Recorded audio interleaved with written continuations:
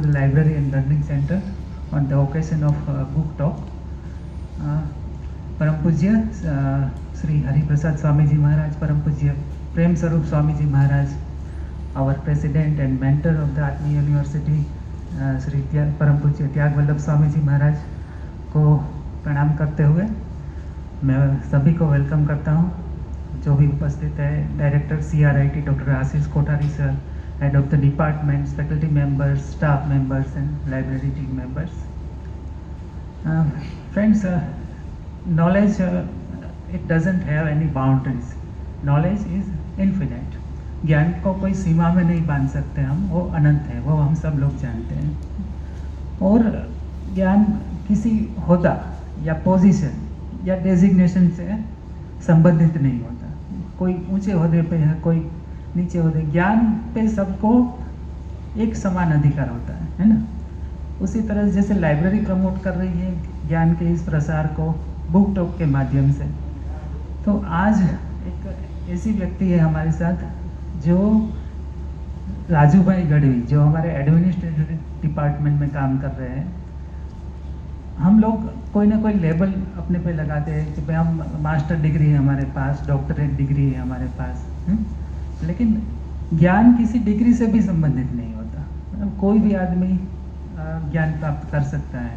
तो उसी बात को आगे बढ़ाते हुए जो मैं राजू भाई गढ़वी को आमंत्रित करूंगा, जो कि आज बुक टॉक दे रहे हैं અંગદનો પગ.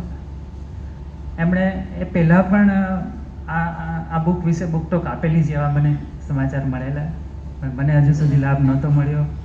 તો આજે રાજુભાઈને હું વિનંતી કરીશ કે તેઓ તેમનું સેશન સ્ટાર્ટ કરે.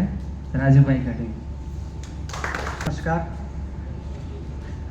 આમ તો બધા જૂનાઓને ઓળખે છે એટલે મારે આગળની કાંઈ વાતો એ કરવાની નથી. બસ સ્વામીજીના આશીર્વાદ લઈને હું સીધો પુસ્તક ઉપર જ આવીશ, કેમ કે આપણે લેટ પણ થઈ ગયું છે. અંગદનો પગ બુક છે ને, હરેશ ઢોળકિયા સાહેબે લખેલી છે. અને હરેશ ઢોળકિયા સાહેબ પોતે છે ને એ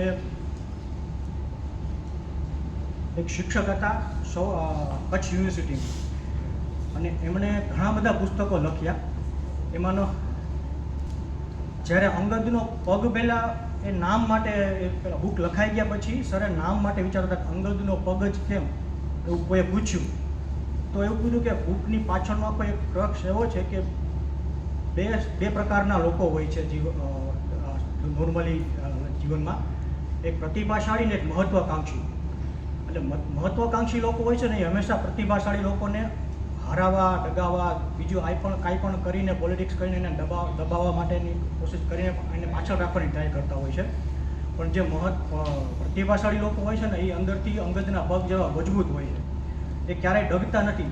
એ બહારની સાઈડથી એવું લાગે કે થોડા હર્ટ થયા છે કે થોડો ટેમ્પરરી જે કાંઈ હોય સિચ્યુએશન, એમાંથી બહાર એ ટેમ્પરરી સિચ્યુએશન હોય છે.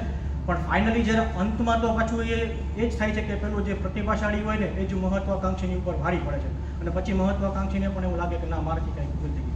એટલે એ અંગદનો પગ એટલા માટે એણે નામ રાખ્યું કે કોઈ પણ રામાયણનો પ્રસંગ છે કે અંગદ નામના જે વાનર હતા એ રાવણની લંકામાં ગયા અને એમને હટાવવાની હરાવવાની કોશિશ કરી. એના પોતાના ઈશ્વર ઉપર નામ લઈને પગ મૂકી દીધો ને પછી એને કોઈ હલાવી નહોતું શક્યું. એટલે જે પ્રતિભાશાળી લોકો હોય છે ને એને કોઈ બાહ્ય કન્ડિશન એને હરાવી કે હલાવી નથી શકતી. એટલા માટે એમણે અંગદનો પગ લખ્યું નામ. એમણે ઘણા બધા હરેશ ઢોળકિયા સાહેબે પુસ્તકો લખ્યા છે. ખંડિત અખંડ, રોલર કોસ્ટર ને બધા ઘણા બધા અસંખ્ય પુસ્તકો છે. પણ એમાંનું આ એક પુસ્તક બહુ બેસ્ટ સેલરમાં ગયું હતું. અને જ્યારે હરેશ ઢોળકિયા સાહેબે પુસ્તક આ લખ્યું હતું ને, ત્યારે એમને મણિભાઈ પટેલ કરીને ડૉક્ટર મણિભાઈ પટેલનો ફોન આવ્યો, અને એને ફોનમાં એટલું બધા વખાણ કર્યા બુકના, એટલા બધા વખાણ કર્યા. તો હરેશ ઢોળકિયા સાહેબને એવો વિચાર્યો કે આ કયા બુકની વાત કરે છે, આટલા બધા વખાણ કરે છે. એને પોતાના બુક ઉપર એટલો કોન્ફિડન્સ નહોતો. એટલે હરેશ ઢોળકિયા સાહેબને એવું કીધું કે હું અંગદના પગની વાત કરું છું અને મને થોડી 50-60 કોપીઓ મોકલો મારી પાસે, મારે બીજા લોકોને ગિફ્ટ કરવી છે. એ ગિફ્ટથી પાછી થોડી કોપીઓ છે ને એ ભદ્રાઈ વચનાજાણી સર પાસે ગઈ, અને ભદ્રાઈ વચનાજાણી સરે પાછું ફોન કરીને નહીં જ કીધું હરેશ ઢોળકિયા સાહેબને કે સાહેબ બહુ સરસ બુક લખી છે ને, મને હું આનું પ્રમોશન કરવાનું છું. ને એ બધા અલગ અલગ જગ્યાએ બધી ગિફ્ટ દેવા માટે બધા શિક્ષકોને શેર કર્યું. અને આપણને કદાચ જે જૂના ફેકલ્ટીને ખ્યાલ જ હશે કે ખુદ ત્યાગ સ્વામીએ 2014-15માં આપણા બધા શિક્ષકોને આ ગિફ્ટ બુક કરેલી હતી. એટલે એ બુકનું મહત્ત્વ કેટલું સરસ હશે એ કદાચ એ શિક્ષકો જ જાણી શકે. અને શિક્ષક માટે બહુ જ સરસ બુક છે. હવે આ બુકમાં બે પાત્રો મેન છે. જેમાં આપણે એવું કહીએ કે જેના નાયક શબ્દ આપીએ એ નાયક છે જ્યોતિન્દ્ર શાહ. અને ખલનાયક તો મેં લખ્યું છે, ખલનાયક ના કહેવાય, એ શબ્દ સારો નથી. જે અંતમાં તો જ્યોતિન્દ્ર શાહ એને પણ સારું ડેફિનેશન આપી દે છે. પણ એક એવા વ્યક્તિ હોય છે કે જે જ્યોતિન્દ્ર શાહને હરાવવા અને હટાવવા માટે અને એને પછાડવા માટે એવા હોય છે કિરણ દવે. અને એ બેની વચ્ચે એક એવો સ્ટુડન્ટ હોય છે કે જે રેગ્યુલર બંનેના ટચમાં હોય છે. અને નાનપણથી જ્યારથી ભણવાનું ચાલુ કર્યું ત્યારથી લઈને છેલ્લા અંત સુધી બેની સાથે ડૉક્ટર કિશોર છે એનો સ્ટુડન્ટ હોય છે, પણ પછી એ ડૉક્ટર બની જાય છે. સાહેબ રિટાયર થઈ જાય છે બંને ટીચરો, ત્યાર પણ એ ભાઈ સંપર્કમાં રેગ્યુલર હોય છે. અને જ્યોતિન્દ્ર શાહનું અને એનું ડેફિનેશન બુકમાં બહુ સરસ રીતે આપ્યું છે. હું નાના પોઈન્ટમાં તમને ખાલી એટલું કહી દઉં ને કે એક છે ને એ પ્રતિભાશાળી હોય છે, એક મહત્વાકાંક્ષી હોય છે, એ તો મેં આ વાત કરી. એક છે ને જ્ઞાનનો અદમ્ય પીપાસ, મતલબ એ જ્યારે બેસે ને વાતો કરવા એટલે વાતાવરણ આખું જ્ઞાનમય થઈ જાય છે. અને બીજું હોય છે સિદ્ધિ પ્રાપ્તનો ધ્યેય કરતા હોય છે. એક રચનાત્મક હોય છે, એક ખંડનાત્મક, એ રીતના આખું ડેફિનેશન બહુ સરસ આવ્યું છે બુકમાં. હું એવું એક રિક્વેસ્ટ કરું છું, હું બુકમાં જેટલું ટાઈમ મળે ને કવર કરી શકો જેટલું ટ્રાય કરું છું. પણ શિક્ષકને જો આ બુક બહુ વાંચવા જેવી છે. ત્યાગ સ્વામી એવું કહે છે કે આ બુક છે ને એ આપણા શિક્ષકો માટે ભાગવદ ગીતા છે. અને ત્યાગ સ્વામીએ કીધેલું એટલે એમાં આપણે એકવાર તો વાંચવી જ જોઈએ. ફિલોસોફીની વાતમાં કરીએ તો આ ફિલોસોફીમાં એ જ્યોતિન્દ્ર શાહ સૌથી આગળ હોય. હવે એની ખાલી બેકગ્રાઉન્ડમાં તમને એવું કહી દઉં કે એક વખત ડૉક્ટર કિશોર હોય છે, એને રાત્રે ફોન આવે છે 8:30 વાગે 9 વાગ્યાની આસપાસ. અને પોતે ફોન રિસીવ કરે છે અને ફોનમાં એવું કહે છે કે સાહેબ અત્યારે? તો કે હા અત્યારે. એટલે એવું આખું વાર્તાલાપ ચાલુ થાય છે. તો કે પછી ફોન રાખી દે છે અને પછી વિચારે છે કે સાહેબ અત્યારે શું કામ બોલે. ફોન આવ્યો હોય એમને કિરણ દવે સાહેબનો, જે કિરણ દવે સાહેબ ડીએન મિશ્રા કોલેજમાં એઝ અ પેલા ટીચર જોઈન કર્યા હોય, પછી એમાં પ્રિન્સિપલ થાય, પછી રિટાયર થઈ ગયા હોય. પણ સાહેબના સંપર્કમાં હોય એટલા માટે કે સાહેબ કિશોર છે ડૉક્ટર હોય છે અને એની ટ્રીટમેન્ટ કિશોરની કિરણ દવે સાહેબની કિશોર પાસે ચાલતી હોય. એટલે એને એવું લાગ્યું કે સાહેબ બીમાર હશે કે શું, એટલે એ સીધા ઘરે જાય છે કિશોર એના ઘરે. અને જતા રસ્તામાં ઘણી બધી વસ્તુ આગળતા જાય છે, બેકગ્રાઉન્ડમાં શું થયું છે, સાહેબ બીમાર હશે, એના અવાજ ઉપરથી એવું લાગતું નહોતું, ઉધરસ ખાતા હતા, કેવી કન્ડિશન હશે. પણ ત્યાં જાય પછી એવું ખબર પડે કે સાહેબ તો સ્વસ્થ છે, પણ થોડુંક નબળા એવું લાગે છે. કે સાહેબ બોલો, મને અત્યારે શું યાદ કરું? તો કે બસ મારે તમને મળવું હતું અને મારે તારી સાથે થોડું ગોષ્ઠી કરવી, તારી સાથે વાતો કરવી હતી. કે સાહેબ તો અત્યારે આવા સમય તો કે કાંઈ વાંધો નહીં, તું આવ્યો છે તો તને વાત કહું, અને જો સમય મળશે તો મારે તારી સાથે જે વાત કરી છે મારે જ્યોતિન્દ્ર શાહ સાથે પણ વાત કરવી છે. એટલે પછી ત્યારે કિશોરને પાછું બેકગ્રાઉન્ડમાં સ્ટોરી ચાલવા માંડે કે અત્યારે જ્યોતિન્દ્ર શાહ સાહેબને કેમ યાદ કર્યા, કેમ કે એ બેનો તો 36નો આંકડો હતો. અને જ્યારે સાહેબ એની આખું ઇન્ટ્રોડક્શન કરે છે ને જ્યારે બેકગ્રાઉન્ડમાં, ત્યાં એવું કહે છે કે બેની વચ્ચે ડિફરન્સ કેવો તો એક વ્યક્તિ હોય છે જે એકદમ જે કિરણ હોય છે એ 6 ફૂટની હાઇટ હોય છે, સોનાના ગોગલ્સ પહેર્યા હોય, વ્હાઇટ કલરના કપડાં, એવું એનું બેકગ્રાઉન્ડ દેખાડે છે. ઘરમાં એકદમ જાહો જલાલી સુવિધા સુવિધા. જ્યારે આ સાઈડમાં જ્યોતિન્દ્ર શાહ સાહેબ લગર વગર વાળ અને થોડાક આમ અનમેચિંગ કપડાં અને ઘરમાં નકરા પુસ્તકો, થોડાક સંગીતના સાધનો અને પેઇન્ટિંગ. એટલે એનો આખું બેનો ડ્રાસ્ટિક બેની વચ્ચે ચેન્જ હોય. એટલે એ આખું બેકગ્રાઉન્ડમાંની સ્ટોરી ચાલે છે અને સ્ટોરી બહુ સારી રીતના વર્ણન કર્યું છે બુકમાં. એટલે પછી ત્યારે કિશોરની આખી વાત કરતાં એવું કહે છે કે હવે મને થોડી અનુભૂતિ થાય છે અને હવે મને એવું લાગે છે કે હવે મારો સમય આવી ગયો છે. એટલે કિશોરે કહે નાના સર એવું ના હોય, હવે આટલું બધું બીમારી એવું તો ચાલે રાખે, તમે તો સરસ સાદા થઈ જશો ને, તમે તો જે સમય હતા ત્યારે કેવી સરસ વાતો કરતા ને. પણ ધીરે ધીરે એના વાત ઉપરથી એવું લાગ્યું કે સાહેબ થોડાક લો થઈ ગયા છે. અને વાત પૂરી કરતાં કિશોરને કિરણ દવે સાહેબ ડાયરી આપે છે કે હું તને એક ડાયરી આપું છું, તને સમય સંજોગ મળે ત્યારે ડાયરી તું વાંચજે. એટલે કિશોરને પણ પાછું એવું થાય કે સાહેબે ડાયરી કેમ લખી હશે, કોઈથી સાહેબ ડાયરી લખવાના આ બધી વસ્તુમાં તો એના વિરોધી હતા કે આવું બધું એને ન ગમતું એમ. છતાં પણ એ ડાયરી લઈને ઘરે જાય છે અને ડાયરી લઈને ઘરે જાય છે. પછી ઘરે રાત્રે ડાયરી વાંચવાનું ચાલુ કરે છે. એટલે પછી બેકગ્રાઉન્ડમાં આ બધી સ્ટોરીઓ ચાલુ થાય કે જ્યારે હું પ્રતિભાશાળી, હું પોતે મહત્વાકાંક્ષી માણસ છું અને હું જ્યોતિન્દ્ર શાહને હંમેશા માટે હરાવવા માટેની કોશિશ કરતો હતો. પણ અનાયાસે મને ધીરે ધીરે હવે એવું ફીલ થવા માંડ્યું છે કે હું ત્યારે ખોટો હતો અને મારામાં અતિ વધારે મહત્વાકાંક્ષાઓ હતી કે જેથી કરીને હું બધાને હેરાન કરતો હતો.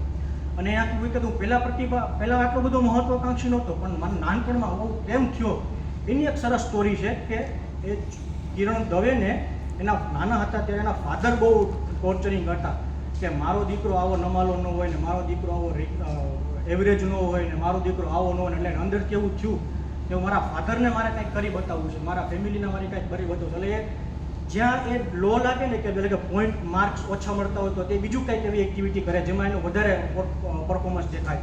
ક્રિકેટમાં પણ જાય તો અહીંયા 10-11 પ્લેયરમાં એ પોતે નબળો રમવામાં પણ ડાઈ મારે ને આવા બધા અલગ અલગ રીતના સ્ટાઇલ મારે જેથી એમ લાગે કે ઓહો આને તો બહુ સારું આવડે છે. એટલે આવું જ હોય છે. જે મહત્વ આવા લોકો હોય છે ને એ જ્યારે ઓડિયન્સના જાજા લોકોની વચ્ચે જાય છે ને ત્યારે એ એકલા પડી જાય છે. એને ખબર પડી જાય કે હું આ લોકોથી નબળો છું પણ પછી કંઈક સ્ટાઇલો કરતા હોય છે. એટલે એના ફાધરને એ રિયલાઇઝ કરવા માટે કે હું કંઈક સ્ટ્રોંગ માણસ છું એવું કરવા માટે એ આવી બધી સ્ટોરીઓ કરતા હોય છે અલગ અલગ. અને ત્યાર પછી એ 10th કરીને ગ્રેજ્યુએટ થાય છે પછી જે અલગ અલગ જગ્યાએ જોબ ગોતે પણ ક્યાંય જોબ મળતી નથી. એટલે એના ફાધરની લાગવગથી એને ડીએન મિશ્રા કોલેજ સ્કૂલમાં એ ટીચરની એને પોસ્ટ મળી જાય છે. અને જ્યારે ડીએન મિશ્રા સ્કૂલના પહેલા દિવસે જાય છે ત્યારે એના પ્રિન્સિપલ ઓઝા સાહેબને મળવા જાય છે. અને ઓઝા સાહેબ એને બધી આખી વાત કરે છે કે આપણા સ્કૂલમાં આવા નિયમો છે, આ રીતના હોય છે, આ સિસ્ટમમાંથી સમજાવે છે. અને પછી એમ કહે છે કે તમે બાજુના આ વ્યક્તિને મળો. એટલે આ વ્યક્તિ ત્યાં સુધી એમને આમ બાજુમાં જોયું જ નથી હોતું કે મારી બાજુમાં કોઈ બેઠો, એટલો તો એ પોતે ઓલામાં હોય છે. પણ જેવું બાજુમાં જોવે છે તેને દેખાડે કે બાતો સાહેબ એકદમ નગર વગર સામાન્ય માણસ બેઠા છે. એટલે પૂછે કે બોલો છે. એટલે એવું કીધું આ આપણા જ્યોતિન્દ્ર શાહ છે. અને ઓઝા સાહેબ એના બહુ વખાણ કરે છે કે આપણી સ્કૂલમાં ભલે હું પ્રિન્સિપલ છું પણ આખું કોલેજનું મેનેજમેન્ટ, માઇક્રો લેવલનું મેનેજમેન્ટ, જો કે ડિસિઝન થયા હોય, જે કે બધા પ્લાનિંગ છે એ જ્યોતિન્દ્ર શાહ કરતા હોય છે. એટલે આને ત્યારથી જ એનું થોડુંક એવું થઈ ગયું છે કે બધી જગ્યાએ જ્યોતિન્દ્ર શાહ જ કેમ?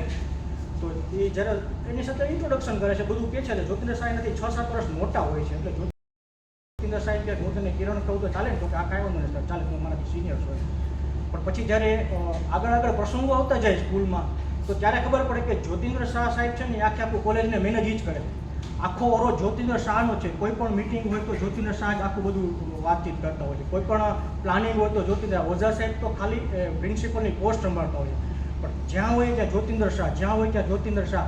એટલે આને કિરણ કહે છે કે હવે જો મારે આગળ વધવું હોય, મારે આને કાંઈ પણ આમાં કોલેજમાં મારું નામ કરવું હોય સ્કૂલમાં, તો મારે જ્યોતિન્દ્ર શાહને હટાવવો પડશે.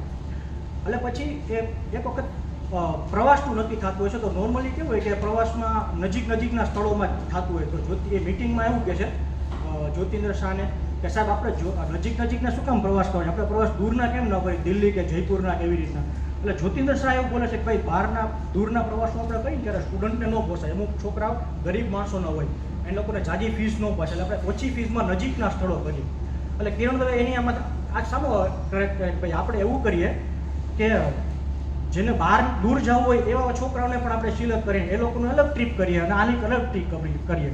તો જ્યોતિન્દ્ર શાહ એવું કહે છે, બીજી વચ્ચેનો જે સંવાદ છે ને એ પણ બહુ સરસ છે. જ્યોતિન્દ્ર શાહ એવું કહે છે કે ભાઈ ગરીબ માણસોના છોકરાને પછી લો ફીલ થાય કે અમીર માણસોના બસમાં અમે લોકો ન જઈ શક્યા. એટલે આપણે એ લોકોને પૈસાના લેવલથી પછી મતભેદો થવા માંડે ને પૈસાના લેવલથી એનું જે સ્ટેટસ આવવા માંડે, એ લોકોને નાનું ફીલ થાય. તો કે નાના સાહેબ ટ્રાય કરવામાં શું વાંધો છે? કે જે લોકોને આવવું હોય આવશે, નહીં આવવું તો નહીં આવે. તો જ્યોતિન્દ્ર સાહેબ કીધું કે તો આ ઓઝા સાહેબે કીધું કે કાંઈ વાંધો નહીં કિરણ, તમે જ લીડ કરો આમાં અને જે જુઓ કે કોને પણ. એટલે થોડું સર્વે કરે છે અને કિરણ દવે બધા ક્લાસમાં જઈને બધાને પ્રમોશન કરે છે. તો 2 બસ જેટલી ભરાય એટલા સ્ટુડન્ટ દિલ્હી જયપુર માટે થાય છે. અને એ લોકો જાય છે, બહુ મજા મસ્તી કરીને પાછા આવે છે. અને પછી 6-8 મહિના પછી પાછું જ્યોતિન્દ્ર શાહ એક પ્રવાસ કરે છે જેમાં નાના નજીકના સ્થળોમાં જાય છે. અને જ્યારે દિલ્હીના લોકો છોકરાઓ ગયા એ પણ આ બસમાં જોઈન્ટ થાય છે. પણ જ્યારે પાછા આવે ત્યારે ખબર પડે કે જ્યોતિન્દ્ર શાહે જે નાના સ્થળોમાં એની ઘટનાઓ બધી કરી છે, જે સ્થળનું મહત્વ સમજાવ્યું છે, એક નોલેજ, એના ચિત્રો, એના કારણો, એના ત્યાં બિઝનેસ શું ચાલે છે, લોકો કેવી રીતે એકબીજા સાથે કનેક્ટ છે, ત્યાં આખું કલ્ચર, એ બધું ઝીણી વસ્તુ સમજાવીને છોકરા આખું અલગ લેવલના હોયા છે. જ્યારે દિલ્હીમાં પ્રવાસમાં ગયા એ છોકરા જ પાછા કિરણ દવે આવીને કેવું કહે છે કે સાહેબ તમે અમને પ્રવાસમાં દિલ્હી લઈ ગયા હતા, ત્યાં ફરવાની તો મજા આવી પણ જ્ઞાનની મજા, સમજવાની મજા અમને જ્યોતિન્દ્ર શાહ થઈ ગઈ. એટલે વળી પાછું એને પોતાનો એ પંચર પડે છે ના એને ઓલામાં કે આ જ્યોતિન્દ્ર શાહ હજી મને આમાંથી પૂછો. એટલે આવી રીતના પાછું અલગ ઘણી વખત એવું થાય કે જ્યોતિન્દ્ર શાહને અને કિરણ દવેની વચ્ચે બેની વચ્ચે કોમ્પ્લેક્સ થવા મળે છે. અને એક વખત તો કિરણ દવે એટલા બધા ડિસ્ટર્બ કરી નાખ્યા જ્યોતિન્દ્ર શાહને હેરાન કરવા માટે એને ટ્રસ્ટમાં કાગળ લખી નાખ્યો હતો અનામના કે અનામી કે આ સાહેબ આવી રીતના નો બોલવાની ભાષાઓ, શબ્દો ક્લાસમાં બોલે છે અને એવા સબ્જેક્ટ ચર્ચા કરે છે સ્ટુડન્ટ સાથે હજી આ લેવલે શેર ના કરવા જોઈએ. એટલે ટ્રસ્ટીને બોલાવી અને ઓફર એવું સમજાવે કે સાહેબ તમે આવું કરો છો, તમે મેમો તમને મોકલ્યો છે, તમે રેટિંગમાં અમને વાત કરો કે શું પ્રોબ્લેમ, તમે આવું શું કામ ભણાવો છો? કે જ્યોતિન્દ્ર સાહેબ પૂછે કે તમને આવું કીધું કોને? કે તમને એક લેટર આવ્યો છે આવું કે તમે આવું ક્લાસમાં ભણાવો છો. હવે સાહેબ છે ને એવું જ્ઞાનની વાતો કરતા હોય કે એ સંસ્કૃતિ લઈને સેક્સ સુધીના આખો એક સબ્જેક્ટો વિસ્તારમાં ચર્ચા કરતા હોય છે. તો જ્યારે ધર્મની પર વાત કરતા હોય તો એવું કીધું કે તમે ધર્મના વિરોધમાં વાત કરો છો, અને મેનેજમેન્ટ એવું કહે છે કે તમે શું વાત એક પોઈન્ટ પર વાત કરો, એનો જે સંવાદ છે એ પણ બહુ સારો હોય છે. તો છેલ્લે ખબર એવું પડે કે હસવા માંડે જ્યોતિન્દ્ર શાહ કે ભાઈ તમે જે હવે કહો છો હું એને મારું વાત કરું કે ધર્મની વાત એ બૌદ્ધ ધર્મનું જે પતન શું કામ એને ખાવા માંડ્યું એના વિશે જે ચર્ચા કરતા હતા એ ક્લાસના આ બુકમાં આ પેજમાં ઓલરેડી છે સબ્જેક્ટ. ની સબ્જેક્ટ વિશે વાત કરો, તમને જો કોઈએ કીધું છે ખોટું કીધું છે એવું, એટલે પછી ત્યાં સમાધાન થઈ જાય. આને અંદર આવી જાય છે કે મને આ લેટર આવો લખવાવાળો કિરણ દવે જ છે. એટલે કિરણ દવે એક વખત તો એ કહે જ છે કે કિરણ દવે જો લડવું હોય ને તો બુદ્ધિથી લડો, તમે આવી રીતના ખોટા કામથી ના દોડો. અને દોસ્ત કે બુદ્ધિથી લડવાની જે મજા આવશે ને એ અલગ મજા છે, પણ મને ખબર છે કે તું એ થઈ નહીં કરી શકે. તો એક જ વખત ખાલી કમ્પ્લેન જ્યોતિન્દ્ર શાહ કરે છે.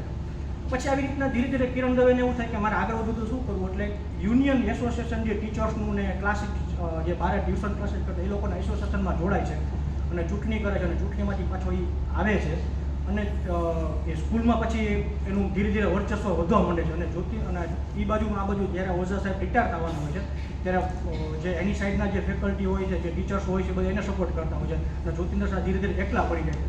એટલે પછી પ્રિન્સિપલની પોસ્ટ કિરણ દવેને આપે છે, અને પછી જ્યોતિન્દ્ર શાહ ત્યારે વીઆરએસ લઈને છૂટી નીકળી જાય. આ બધી આખી બેકગ્રાઉન્ડમાં એક પછી એક સ્ટોરી આવે. એટલે જ્યારે એ બધી આખી સ્ટોરીમાં પોતે એવું કહેતા જાય છે કે મેં જ્યોતિન્દ્ર શાહને અહીંયા હટ કર્યા, મેં જ્યોતિન્દ્ર શાહને અહીંયા હટ કર્યા. અને કિરણ દવે આ જે કિશોર છે હોય છે એ છોકરો એટલો મસ્ત થઈ જાય છે કેમ કે જ્યોતિન્દ્ર શાહને પણ એટલો માનતો હોય છે અને કિરણ દવેને પણ એટલો માનતો હોય છે. કેમ કે એક ગણિતનો ખા હોય છે અને એક સમાજશાસ્ત્ર અને વિજ્ઞાન આપણે સંસ્કૃતમાં અંગ્રેજમાં ખા હોય છે. અને બેની સાથેનું એટલું બોન્ડિંગ સરસ હતું તો પછી ધીરે ધીરે બે હીરોમાંથી એને ધીરે ધીરે એવું લાગવું મળે કે કિરણ દવે તો વિલન મારા લાઈફમાં દેખાવા જેવું. અને આસ્તે આસ્તે એક બહુ સરસ કિશોર એને ત્યાં સાંત્વના આપવા જાય છે. જ્યારે ચિત્તા આ બધું સળગતી હોય છે અને કિશોર એના પગ પાસે બેસીને સાહેબને આમ સાંત્વના આપતા હોય કે સાહેબ આવું થાય ને આવું થોડુંક આમ ફીલ કરતા હતા. એટલે ત્યારે જ્યોતિન્દ્ર શાહ બહુ સરસનો સંવાદ છે ને એ બુકમાં વાંચવા જેવો છે. એવું કહે કે દોસ્ત મૃત્યુ તો આપણો પરમ સખા છે અને મૃત્યુ એ સત્ય અને પરમ સત્ય છે. આ બધું તો એ કે લાઈફમાં ચાલતું રહે. એની ચિત્તા સામે જુઓ કે એ કેવી નૃત્ય કરે છે. ત્યારે કિશોરના તો રૂવાડા પર થઈ જાય કે આ વ્યક્તિ કેવો અદ્ભુત જ્ઞાની માણસ, એની વાઈફ જ્યારે ચિત્તા પર ભળે છે ત્યારે એ નૃત્યની વાત કરે છે, એમાં પણ અનુભૂતિની વાત કરે છે. અને કે તે બેટા એ તો જોયું નથી કે જ્યારે મારા વાઈફની અડથી આવતી હતી ત્યારે એ 4 કંધા ઉપર કેવું નૃત્ય કરતી આવતી હતી. એ જે સંવાદનો જે આખું જે બહુ છે ને આપણા રૂવાણા ઊભા કરે એટલો સંવાદ સરસ સંવાદ છે. અને કિશોરનો ને જે જ્યોતિન્દ્ર શાહનો એટલો સરસ સંવાદ છે કે આપણા આંખમાં આંસુ લાવી જાય એમ. એટલે આવો ઘણા બધા પ્રસંગો છે.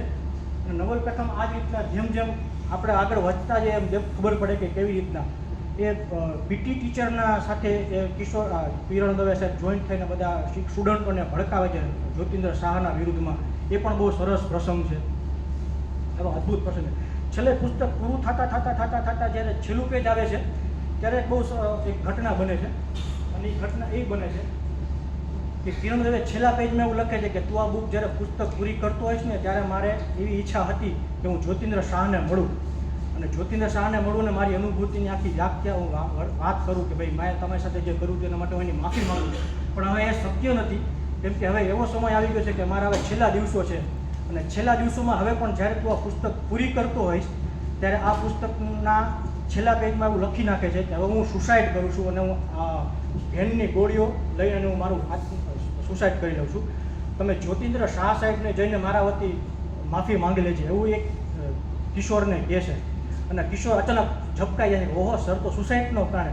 એટલે ફટાફટ એ બુક બંધ કરી અને પોતાની કાર લઈને પાછા ત્યાં સવારે જોઈ આખી રાતમાં બુક પૂરી કરે છે. સવારે 7:30 આસપાસ ત્યાંના ઘરે જાય છે તો જ્યોતિન્દ્ર શાહના કિરણ દવેના ફેમિલી હોય છે, સૂતા હોય છે, ખખડાવે દરવાજો ખોલે તો બધાને લાગ્યું કે અત્યારે સાહેબ કિશોરભાઈ કેમ આવ્યા. તો સીધા જ્યોતિન્દ્ર શાહ કિશોર આમના કિરણ દવેના રૂમમાં જાય છે તો કિરણ દવે સાહેબ એક્સપાયર થઈ ગયા હોય છે, એકદમ શાંત સૂતા હોય છે. એટલે કિશોર એના ફેમિલીને કહે છે કે સાહેબે દવા પી લીધી છે. પછી આખું જે આખી પ્રસંગ બને છે કે એને ઘેરની ગોળીઓ ખાઈ લીધી હોય છે. એના દીકરાને એવું કહે છે કે તું અત્યારે કાંઈ ચર્ચા ના કરતો, ઘેરની ગોળીઓ ખાઈ લીધી, હું બધા રિપોર્ટ આપી દઈશ કે સાહેબ ઊંઘમાં ઉંમરના કારણે એક્સપાયર થઈ ગયા છે.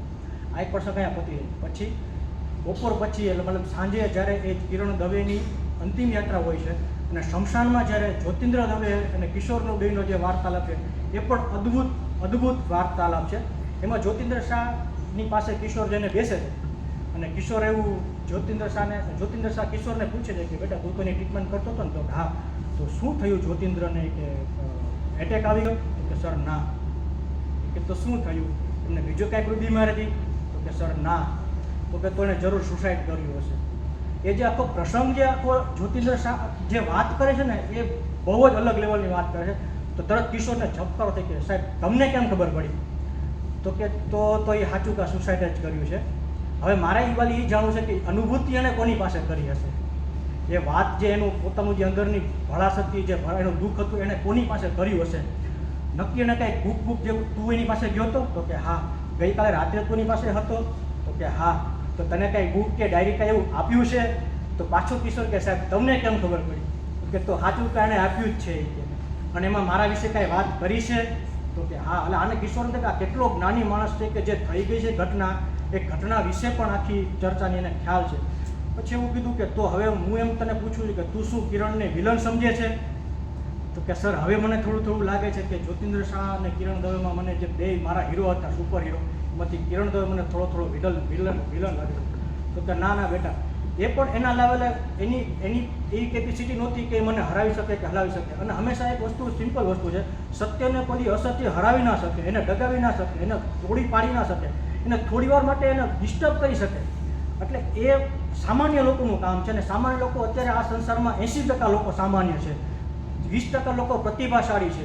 તો 20% લોકો આખી દુનિયાને ચલાવે છે, પણ આખું દુનિયાનું સૃષ્ટિનું જે સંચાલન છે ને એ સામાન્ય લોકો કરે.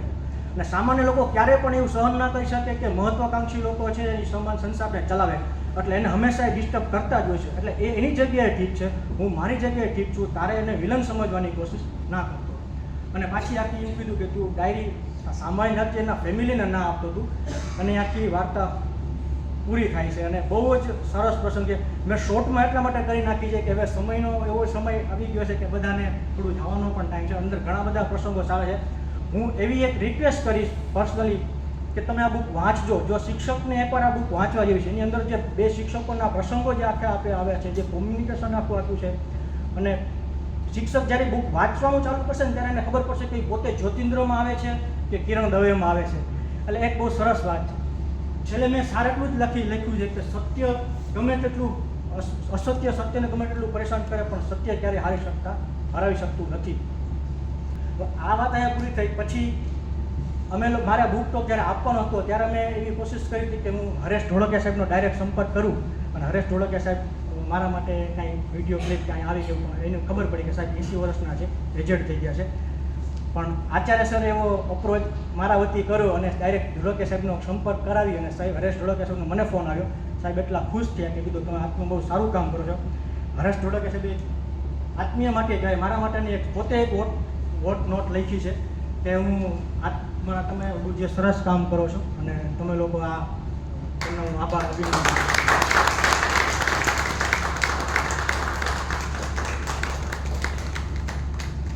આપ બધા આવ્યા એના માટે તમારા બધાનો ખૂબ ખૂબ આભાર. ખાસ તો આચાર્ય સર, આશીષ કોઠારી સર, આ બધા હેડ્સ બધાનો ખૂબ આભાર.